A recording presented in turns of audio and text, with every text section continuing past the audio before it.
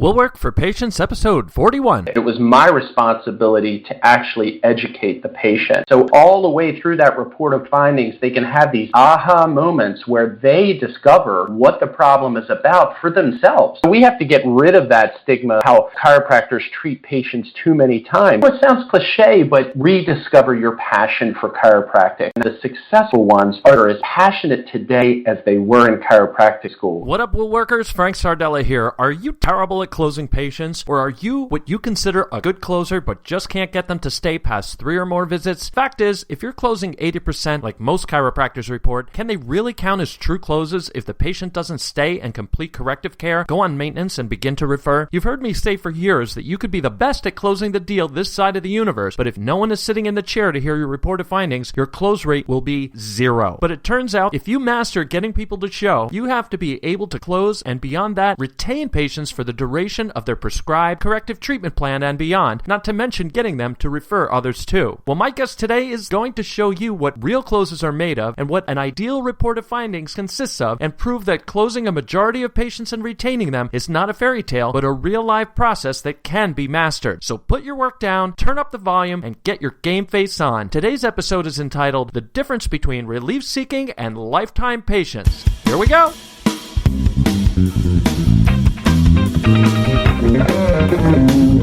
Thanks for tuning in for another episode of Will Work for Patients, a free advice podcast dedicated to help chiropractors get on purpose and grow their practices. Get ready to tune in and turn up the volume of your practice marketing. And now, turning up the volume on his mic, big-time chiropractic advocate and your host, here is Frank Sardella. Hey, sports fans, that's me. That's right. Frank Sardella here, and I'm so excited to be here today because we're going to attack something that I rarely get into because it's something to handle internally in your practice, folks, and I am so excited to get into this. Yes, this one is about creating lifetime patients. Today's episode is entitled The Difference Between Relief-Seeking and Lifetime Patients, and boy is this one going to be a winner, and I know I say it every time, but it's absolutely going to be a game changer for you. I can't wait to bring my guest to you today, and I am going to grill him for you on every possible aspect of what it takes to create lifetime patients, because not only does this guy know how to do it, he's done it times over, and he's gotten others to do it as well. And now I get to pick his brain a little bit here on Will Work for Patients, and again, I'm really excited about that, and you should be excited too. Well, try to hold still and hold it together for a little bit. We've got a couple housekeeping items to do here. I just want to continue to plug the Sunday Morning Hustle. I am having a blast doing this.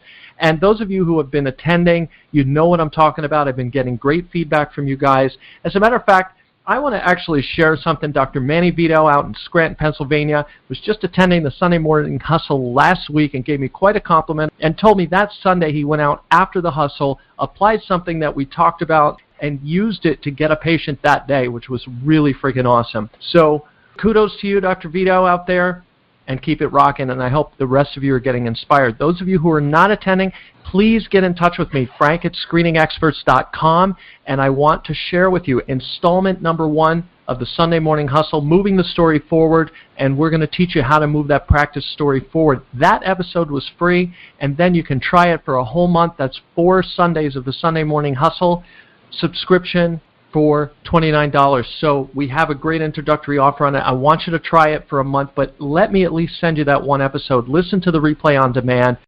Every Sunday morning, you're quiet because no one's up. I get up 5 a.m., start really hustling for the week and figuring out how I'm going to crush it all week long, and that's what I want to do for you, and that's why I'm sharing my awesome Sunday morning time with you. 10 a.m. Eastern, 7 Pacific. Please inquire with me, frank@screeningexperts.com. And before I get into introducing our esteemed guest, I would just like to break to give some props to those who are bringing today's episode of Will Work for Patients to you.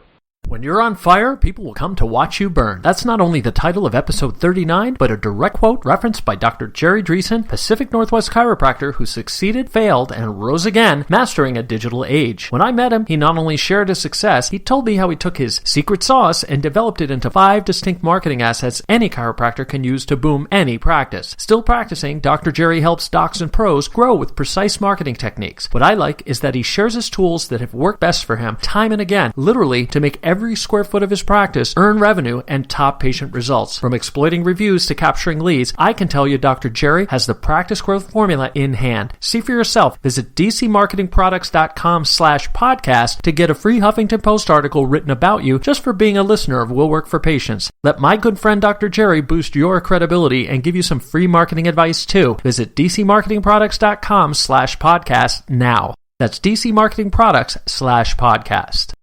All right, folks, now for the moment of truth, let's get down to it. My clients are my family, says my special guest, from whom you'll hear in just moments from now, as we tackle this subject of patients who pay, stay, and pay it forward. A top-notch chiropractor in his own right, my guest today hails from Baltimore, Maryland. He's a very successful chiropractor and a professional trainer and coach to boot. Launching his first practice nearly 2 decades ago, he finally achieved the success he had always hoped for. His story, however, wasn't without its ups and downs.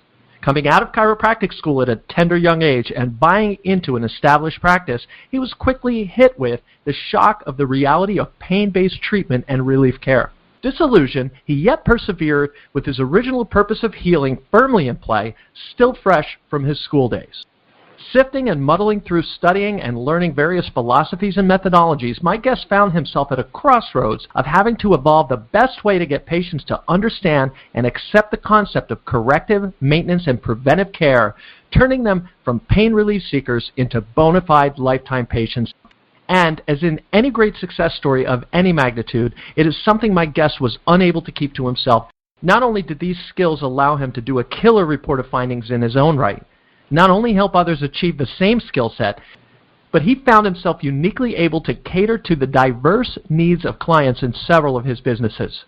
So as a doctor, consultant, and business owner with decades of experience, coupled with his excellent negotiating and listening skills, determination, and a helping and accommodating nature, he is now helping patients and fellow business owners alike achieve highest levels of success in health, business, and in life too. Today, he teaches other chiropractors and wellness professionals to utilize his amazing report of findings and prides himself on using it to boom practices and even create a profitable exit strategy. As he puts it, he only gets involved in win-win situations. How is that for a philosophy, folks? This becomes clear in his dedication toward his responsibilities and duties, which are reflected in the diligence with which he gives equal attention to every client and provides solutions to their problems. You know, I'm gushing again. Why do I always do this, folks? You know, I should just let the man speak for himself because I know he tells a way better story than I do. And when I introduce him, you'll see what I mean. So please welcome to Will Work for Patients, Dr. Rob Marvenko. Rob, welcome to the show. Hey, thanks so much, Frank. It's great to be here. Awesome. So glad to have you here, man. I've been really excited to do this episode. And actually, I've been wanting to do this episode since before I met you. I just haven't found the perfect person to tackle this whole ROF subject here. It's a very sensitive area. Yeah. Yes, it is. Well, thank you for making me that perfect person. I appreciate that. Yeah, man, and thanks for fulfilling the prophecy there. I really appreciate it. Yeah. So listen, I gave you quite an extensive intro. And I would probably rather you tell about yourself more from your viewpoint. Could you give us a little background on yourself? Yeah, sure. You know, I started out with chiropractic school because I really, really wanted to help patients. Being a chiropractic patient myself, my whole entire life, and seeing my dad and my mother, benefit from chiropractic care, that was just a love I had to help people, and I wanted to be a chiropractor at a very young age. The thing that I had troubles with is I wanted to be a chiropractor like yesterday. I didn't want to go through the school and stuff like that. Yeah. But I buckled down and I got through the schooling. And when I got out of school, I was ready to go and help patients. And my first experience was an interesting experience because I walked right into probably the first chiropractic office in the state of Maryland. and I was inundated because at this point I was so green. I was just fresh out of school, and I was working with this chiropractor who had been in the Baltimore area for like over 60 years. And I just saw a heavily pain-based practice, which was kind of exciting in the beginning, but it wasn't what I went to school for. What I learned about chiropractic is how to see a condition, diagnose a condition, and not only get that person out of pain, but also get them back in the lifestyle that they want to be into and lead them into more of a chiropractic lifestyle rather than just, I have back pain, now I have to go to the chiropractor. When the pain goes away, I don't see that chiropractor for 2 or 3 years or 4 years or however long it takes for me to have pain again. So when I started experiencing people coming in pain, looking for pain relief, it was a great experience, but I did not want to teach my patients that was chiropractic. Just when you get pain, you go see the chiropractor, and when the pain's gone, you're gone. That's not what chiropractic was for me. Absolutely. So when I started, as far as wanting to turn that practice into what I wanted, that's when I really got the idea that I had to really start educating patients about what chiropractic was. What they knew about chiropractic wasn't going to get them to stay with me, come in for maintenance care, tell their friends and family that they see a chiropractor on a regular basis. I knew it was up to me to educate them. So I took on the job and I started to, do my own thing. I did a lot of practice management over the years. My wife had a chiropractic practice also at the time, which was very close to mine. So what we wanted to do is we wanted to combine our practices to make it easier for us because we had 2 little kids at home. So when we did this, we really started to work together on creating a practice that was more like what we imagined we wanted. So we started to do some training and we started to do some coaching. We started to learn other people's, kind of perspective of how to educate patients. And when we started to do this, we really started to see our patients start to turn into lifetime patients rather than just pain relief patients.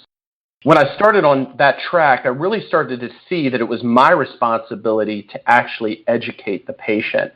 So when I started with practice management, and this was probably about 15 years ago, I used some different companies and kind of combined my ideas with some of the ideas that they had.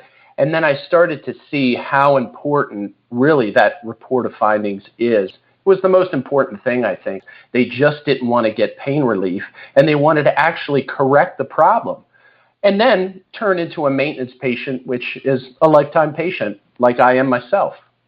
I really like what you said about this, and Will Workers, here's a few salient points to pay attention to. Here's a guy who's coming out of chiropractic school where you have that whole mindset, you've been immersed in it for how many years, about lifetime care and corrective care and actually correcting the problem and maintaining and preventing it from coming in the future, to where you get inundated in a practice by relief care. And here's the shocker and the surprise, and I think the irony in this, Rob, that I see. Here you were with a doctor in practice 60 years. I mean, he's one of the pioneers there. Oh, yeah.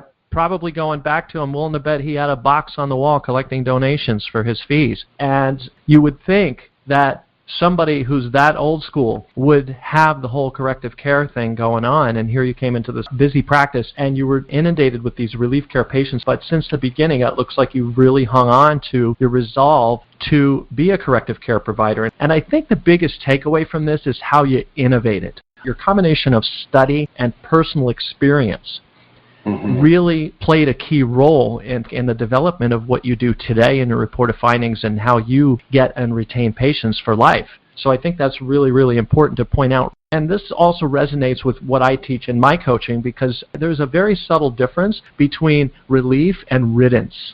And they're so minuscule, but they're so vastly different. There's such a minuscule step from one to the other. But relief really means just not feeling bad anymore, whereas riddance means never feeling that way again. And that's the difference, the key difference between relief and correction. And here, you sum that up. That's the thing. That's what I noticed about patients, very early on. They were focused on the pain, but they didn't know any better. And it was up to me to teach them what to focus on. And if they're not aware of that, then they're not going to have any motivation to actually do anything about it. So that's where I really saw the reported findings, and my job was to really educate them on what chiropractic is, and more importantly, what chiropractic isn't. Because a lot of times people come into our offices with ideas about chiropractic that they heard from neighbors, from friends, from other people. And in the reported findings, that's the first thing that we do, is we really get to the bottom of what they know about chiropractic, and we just, get rid of all those false ideas and things like that they may have coming into the appointment. That's the first step. I just really want to ask you, and I know my audience really wants to know this as well. What would you say is the key difference? One is going to stay, one is going to drop out after they feel relief. What do you think is really the key factor that makes all the difference in the world? I think the key factor is them understanding what the problem is, and also understanding if it's not corrected, that condition can progressively get worse over time. That's the key part, and they have to really get it for themselves.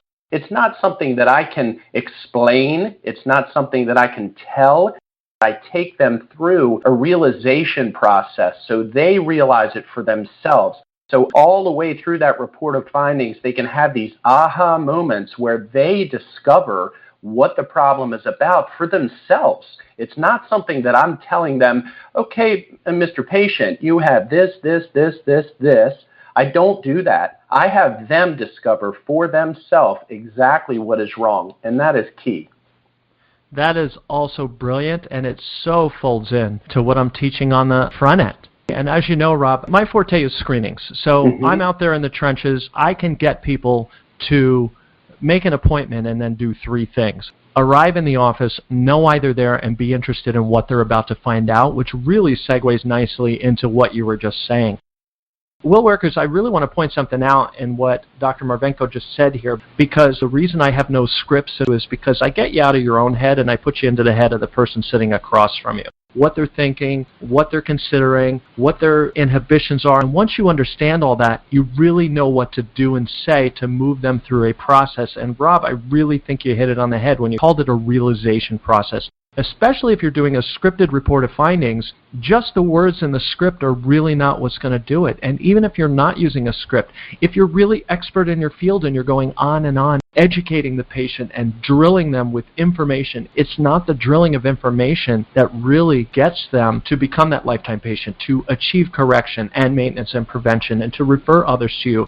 They need to come to an understanding, and for that they need what Rob called those aha moments. And again, Rob, you somehow evolved and innovated a process to do that. Yeah, exactly. And also, Frank, I'm working with another consultant that has been in the consulting business for years and years and years. I give a lot of credit to her.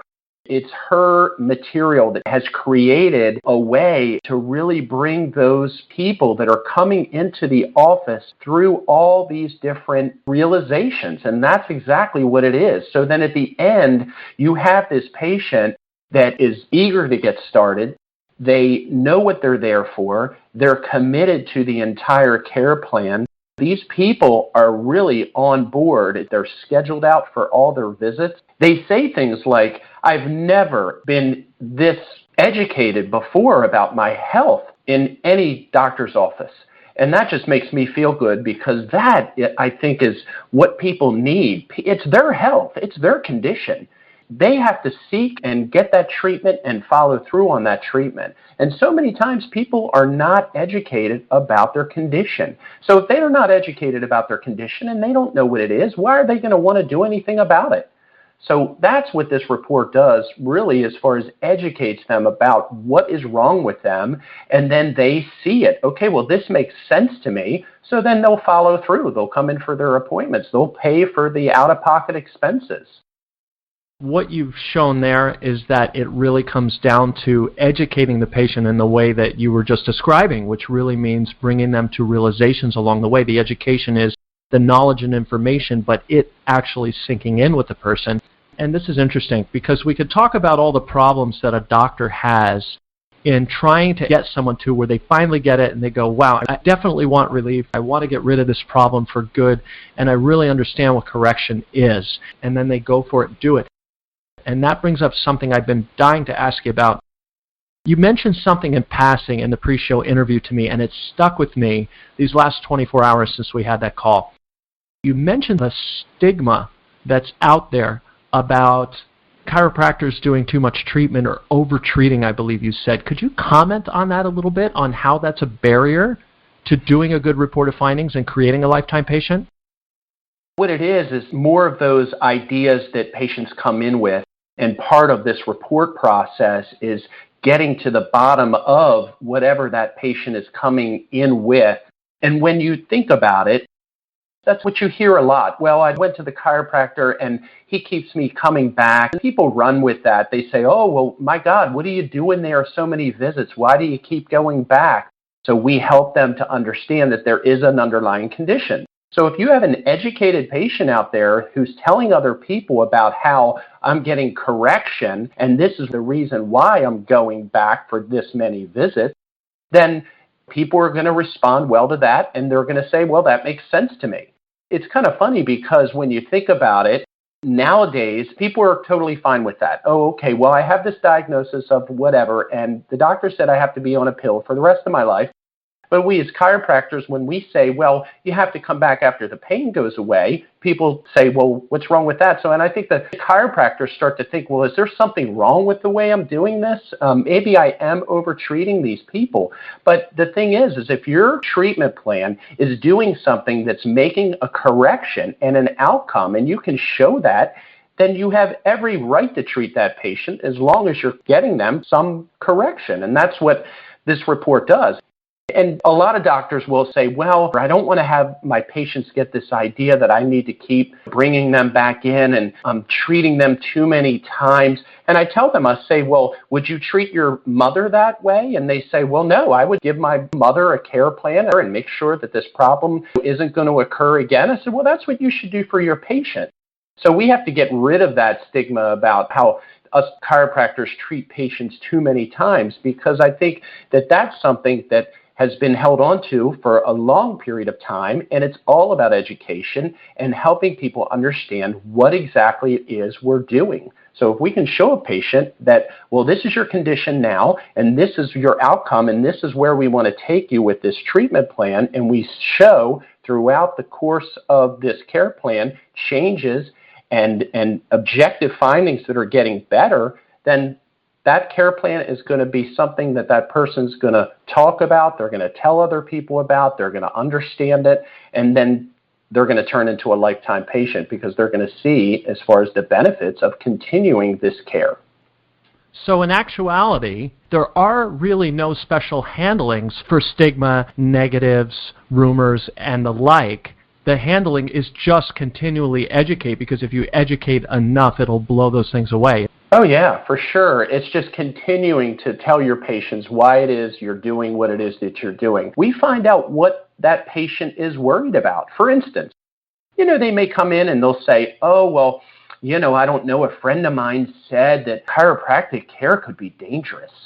And how we handle that is we say, well, this is what our malpractice insurance is as chiropractors. And they're stunned. Chiropractic care was that dangerous? Don't you think we'd be paying much more than that for malpractice insurance? And boom, it just blows that right out of the water. I can't tell you how many times that one's bailed me out of a jam. Nice. And speaking of jams, I have to tell you a funny story, Doc. And Will Workers, you're going to love this story. Many of you got the inside joke over text. But just yesterday, I was at a corporate health fair. Now, I've been doing this 22 years, folks. And I've seen and heard literally everything. This woman actually came looking for a fight, was not only medical-oriented, but really just outwardly antagonistic toward chiropractic. And she sought me out. And then she said, I have been told by several people, do you know anything about chiropractic being a pyramid marketing scheme? And I said, what? And she said, yes, I was told that chiropractic is a pyramid scheme. Is that true? And I said, well, first of all, where did you hear that? And she said, well, I heard it right in a chiropractor's office. The staff there had told me. 22 years, Doc, I've heard everything. And I can tell you, everybody I texted said, I have never heard anything like that before. Yeah. So I was actually having a good laugh, and I think this is part of the stigma thing here, and I think it falls nicely into it. But what I said to her was, I've been in chiropractic 22 years, and I just want you to know I literally know hundreds of chiropractors personally. And I've worked with them all that time, and I've worked with several chiropractors. I've worked inside their offices, and I have never, ever heard that even once. But I said, that has to be the most ridiculous thing I've ever heard. I'm like, who specifically told you that? And she said, a staff at a chiropractor's office. And I said, well, you know, sometimes staff go rogue. You know, staff tend to be a little disgruntled sometimes about their employers. And she goes, well, I heard it in 2 different chiropractors' offices. And that's when I realized this woman was like an exception to the rule. It wasn't just stigma. This is the stigma. It's people like this who are spreading the stigma, and Lord knows where it starts. But anyway, I had a good laugh about it, and I got some comic value. And to be honest, a lot of my clients and friends today got a good laugh out of it, and it started their day. So I want to thank that woman for brightening everybody's day and probably helping chiropractic in the process. The point is that really sticking to your guns, and Woolworkers, I really want to make that a takeaway from here. When you talk about the stigma out there and you talk about the negatives people hear, or just the attitude of relief care, or just realize that the medical model is so ingrained in people. I mean, I was raised on the medical model, and it was ingrained in me. So when I first went to a chiropractor, if I hadn't really been desperate at that point in my health, I probably would have dropped out when I started feeling better as well. Right. But the chiropractor that I went to, who literally saved my life, took the care to educate me to those aha moments, and I really got them, and his report of findings really never stopped. Now, and Rob, I actually want to ask you if this is kind of part of what you do, because what my experience as a miracle patient was that I don't think that ROF ever stopped after the actual technical report of findings. When they did that on whatever day they did it, every single day of care after that, through the 30 or whatever treatments it took to correct me, seemed like part of the report of findings. Is there any truth to that conclusion? Oh, for sure. Yeah, definitely. And I know I treated patients for 18, 19 years, and it can become very, very frustrating over time, because you start to think, are these people really getting it? But they're getting it. They are. And you have to continue, because in my opinion, that's what we're doing as chiropractors. We're changing the idea about how people look at their health, and that's our job. And it can be a frustrating one at times, because sometimes you think, like, my goodness, are these patients going to get this? Because, you do the report, you're educating the patient, and then they come in and they ask some question, and you think, oh my gosh, I've been talking to this person for a long period of time, and they didn't get it. Well, it needs to be gone over. Talk to them in maybe a different way, maybe using a different analogy or something like that. But it is a constant education process. And now looking back on my career, I look and I think, like, wow, that was my job, is to educate patients, explain to them what their health is really about, because they're not getting it anywhere else. I used to say that if they're not getting education about their health and about, what really health is about, if they're not getting it in my chiropractic office, they're not getting it anywhere else. And you know what? There's something to be said here, Woolworkers, about repetition, because since when do people get it on the first try? Since when has any child in the history of man gotten it the first time when you told them how it is? Since when have you as an adult gotten it the first time you were told the way it is? People need to be told repetitively. In fact, it's a tenet in marketing. It's a hard, fast rule that when you market, you have to deliver the message a minimum of 3 times, and even that's not enough anymore, because the amount of noise that's out there. You're actually competing with that noise, and there's so much more to it than you even realize. I even have a whole podcast episode on my sister podcast called Road Rants with Frank Sardella. They're little short rants that I do. One of them is called Don't Flatter Yourself. You're not the center of this person's universe. And they have a whole life, and they have a lot of problems, and they have a lot of things going on in their life. So you have to constantly remind them every opportunity you get. My philosophy in getting a person into the office from the screening process forward, and then continuing in the office to make them a lifetime patient, my philosophy folds right in with Dr. Rob's here, because it's close, close, close, close, close every single step of the way. You even have to close them on closing other people to come and see you. You have to close them on referring. When I meet someone at a screening, I have to close them on even talking to me. And then I have to close them on giving some personal information about themselves. I have to close them on every question I ask them, giving me an answer. I have to close them on an appointment, and when I close them on that appointment, I have to close them on showing up for the appointment, and close them on the fact that they're not going to be pressured, and close them on the fact that it's going to be worth their while to show up. And then when the office calls them to confirm, they have to close them on still coming in. You're always reclosing, and doing that. And speaking of stigma, I want to just bring this up one last time, because the stigma, folks, is not only in their first meeting with them. You don't handle the stigma one time. They're constantly being hit with it. Just because let's say someone came in with like 10 negatives they heard about chiropractic and you handled every single one. That doesn't mean it ends there, because guess what? They go home, watch the news, they read Facebook, they tell somebody they went to a chiropractor, they're going to get 10 more that they didn't even hear of yet, right? So the stigma is always there. And I refer you back to the last episode, episode 40, when we had our guest from London, Holly Ash, the girl who started all the trouble with her blog article she wrote, Body Positivity is Killing Women. When I last checked, she was encroaching on 1 million views in a week of that article. And boy, you have to hear, Holly and I have been texting back and forth, the conversations that it has sparked and some of the hate mail she's been getting on it. She stuck to her guns through that adversity because she really knows that, being obese and unhealthy is not something you want to celebrate or promote. And that girl, through whatever adversity is coming her way, and I got to tell you, some of the comments are so mean, they're almost humorous. And we had a good laugh about some of them. But the point is that you really have to stick to your guns through no matter what, through thick and thin, and it takes persistence and repetition all the way. And it sounds like Dr. Rob Marvenko has achieved that and probably is the key to the success that he's sharing with you right here in this episode. He showed up today to show that. So, Doc, I really want to thank you for that, because I really think that you just gave away value for our listeners to be able to do that. Here's what I'd like to know. What would you sort of recommend as a sort of healing process for a chiropractor who maybe hasn't been the best at the reported findings, who they're closing the treatment plans, but they're not getting people to stay? What would you say is a good piece of advice that would help them really get their practice on track to go more toward the corrective care type practice? I think really discovering why they want to do this in the first place. It sounds cliche, but, really trying to go back and rediscover your passion for chiropractic. I talk to a lot of chiropractors, and I tell you, the successful ones are the ones that are as passionate today as they were in chiropractic school. And what happens over time is these guys are beat down. I see them. I stay in touch with some of the chiropractors I went to school with.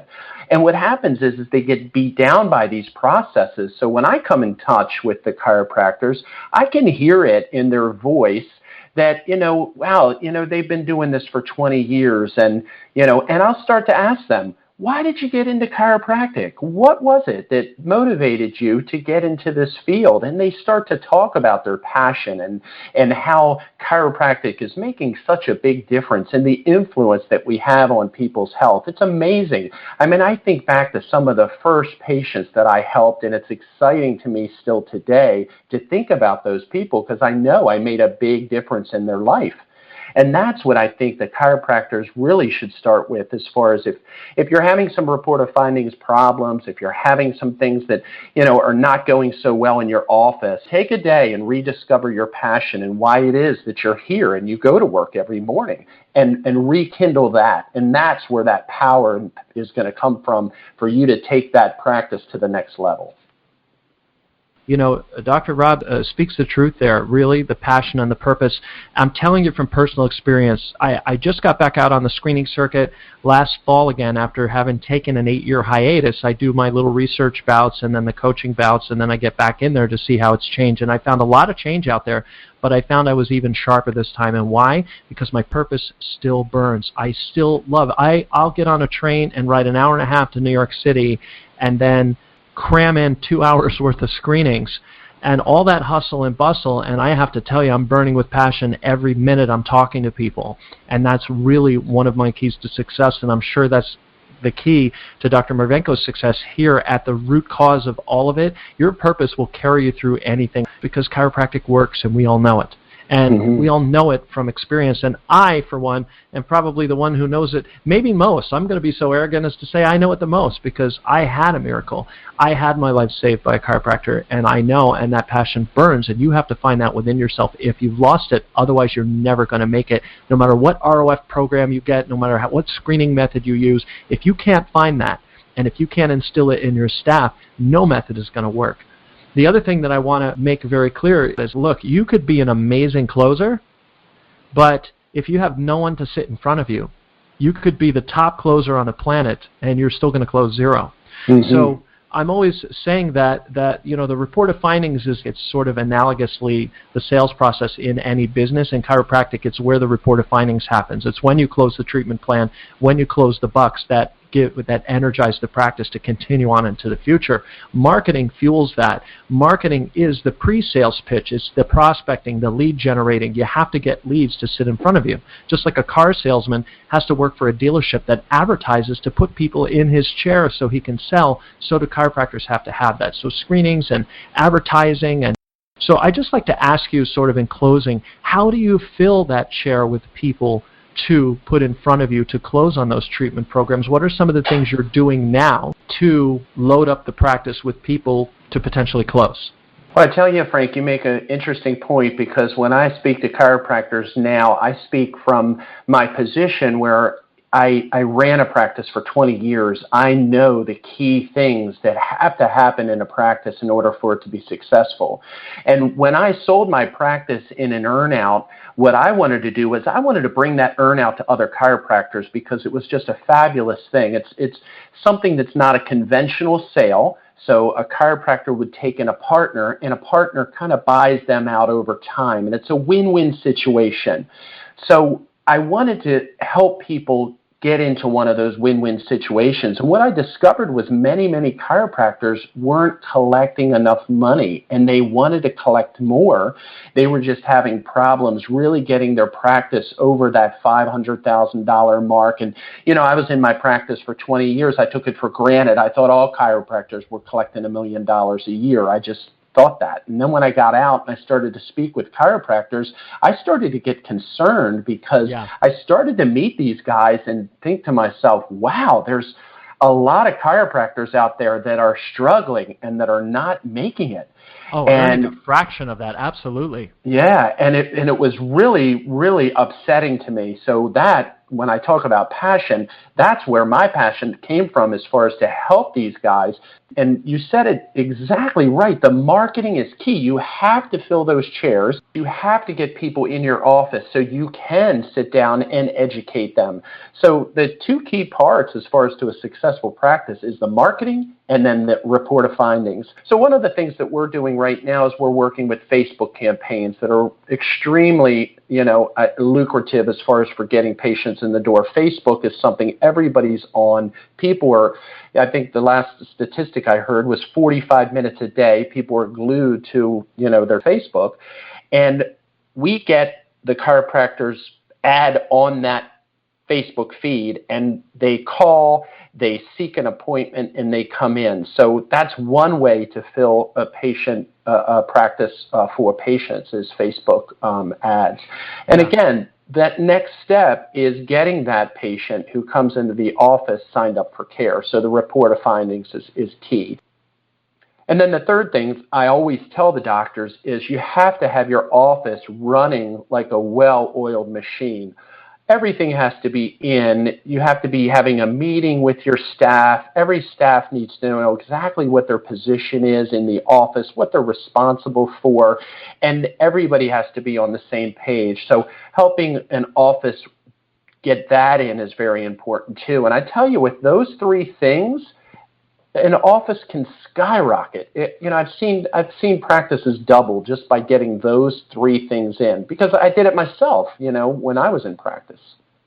Will workers, those three things, you got to have that killer marketing campaign, because what do you have to do? It's like anything else. It's like putting on a great show. You got to put butts in the seats, folks. If you're going to be a killer closer, before you can close, you got to have the leads and the prospects. You got to have a killer marketing campaign. And in this new era, we are in the new marketing. Placing an ad in a newspaper is not going to do it anymore. And guess what? Facebook is genius. It is probably the most genius marketing tool there is right now because it's so demographically specific. You can name out who you want to target down to the last detail. Get yourself educated on it because it is the new marketing. But however you do it, you got to cast that net and you got to reel them in and put those butts in the seats to be able to close them. And then step 2, you got to have that killer report of findings. You do that through blasting through the stigma and persisting no matter what, and ruthlessly closing and closing again and closing again and closing again through education, like Dr. Rob told you throughout the episode now. And then, of course, really having that well-oiled machine, creating a team. But you got to have that well-oiled machine because then you got to be able to follow up and deliver exactly what you promised. And that's probably a good thing to end on here because, you know, after all, you could be great at marketing, you could be great at sales, but if you're not great on the delivery, it will catch up to you. And the word will get out, not that you're great, but that you're not great. So those 3 things together are really it. Dr. Marvenko, wow, I just thank you from the bottom of my heart. I just can't tell you, just in the little bit that you said today, this was like a full-blown seminar. I should charge for this episode, I feel like, you know. So thank you so much for that. It was very exciting to me to be a part of this because I hope to reach a lot of chiropractors out there with this message because that's what I want to do. I want to make sure that the chiropractors out there are thriving, their practices are skyrocketing, and they're seeing lots of patients, and everybody's health is at stake, and we as chiropractors are the best people to be treating these people. Well, one thing is for certain, Rob, we are on the same page with that. Thank you very much. You're welcome. And now for the last word. Who gets the last word? I do. After all, it's my show. What should you take away from today's episode? If anything, I'd like you to take to heart one thing. That there is no one to blame for patients who don't stay than yours truly. No, I don't mean me. This means you. Now, I'm not here to accuse you or pin anything on you. I'm not laying blame. Because laying blame, even on yourself, doesn't do anything to solve the problem. But through proper communication, adherence to purpose, not to mention persistence, resistance to stigma, and an undying commitment to healing and getting people to live a wellness lifestyle, you can find the answers within yourself to get everyone, absolutely everyone, to accept correction, maintenance, and to refer others to do same. Dr. Marvenko proved to us today that this is yet possible, but the methodology you will find is within yourself. For without your own resolve and fearless pursuit of lifetime patient relationships, you will be left with a pain-based practice and patients dropping out within only a few visits of closing them, at which time you would have to ask yourself, were they ever closed at all? A real close comes from the heart and is only effective when you get others to open their hearts. This is done through caring, persistence, and education, and sometimes even takes more than one visit to accomplish. My Lifetime Patient Ladder is living proof of this, and I'm overjoyed to have connected with Dr. Marvenko, who possesses the tools to help patients ascend the highest rungs of that ladder. Isn't it time you mastered the art of total patient education, enlightenment, and success too? Don't wait. People's lives hang on the balance, and you're their only hope. Give yourself some hope, and you'll be able to recreate it in them. I know you can do it. Dr. Rob, thanks so much for being here. I just really can't thank you enough. What we always do at the end of the show is we give our audience the opportunity to hook up with our guest and be able to reach out to you with questions. What are the best ways to get in touch with you? You can always email me at drrobmarvenko@thelazydc.com.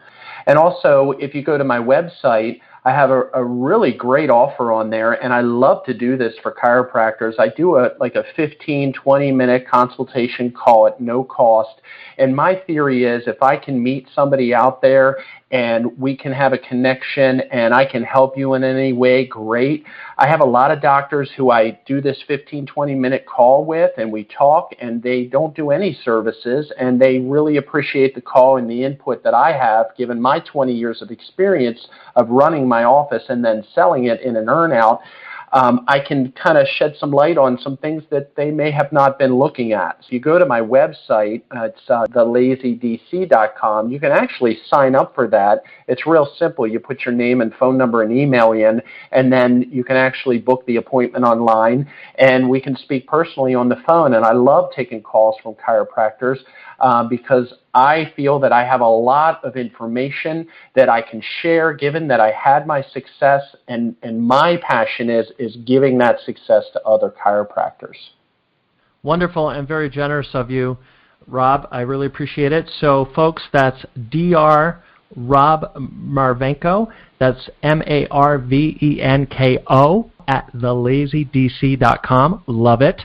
And the website, thelazydc.com. And I'm sure plenty of lazy DCs in our audience, Will Workers. I'm sure there are plenty of you who would like to reach out to Dr. Rob. Very generous offer, 15 to 20-minute call with him. These things don't come for free these days, so jump at the chance. And thank you for offering that to my listeners. You're welcome. Rob, once again, thank you so much for being here. I don't know if you realize how much good you've done today and how much inspiration that you provided. I, for one, am inspired, and when I get inspired, our audience gets inspired, and I know you've inspired them for sure, and I know that we've achieved something here today. So, folks, please do reach out to Dr. Rob Marvenko, and Rob, thank you again from the bottom of my heart for being here, and hopefully you'll agree to come back, and maybe we could do another topic another day. Oh, I'd love to, Frank. Yeah, for sure. Just let me know. I'd be glad to do that. Wonderful, and thank you. You're welcome. So, my friends, we've come to the end of a stigma-busting episode. On behalf of myself, my staff, my guest, Dr. Rob Marvenko, and the rest of the Broadcast Wellness crew, I thank you so very much for joining us, and we'll see you next time for another practice-booming episode of Will Work for Patients. So long.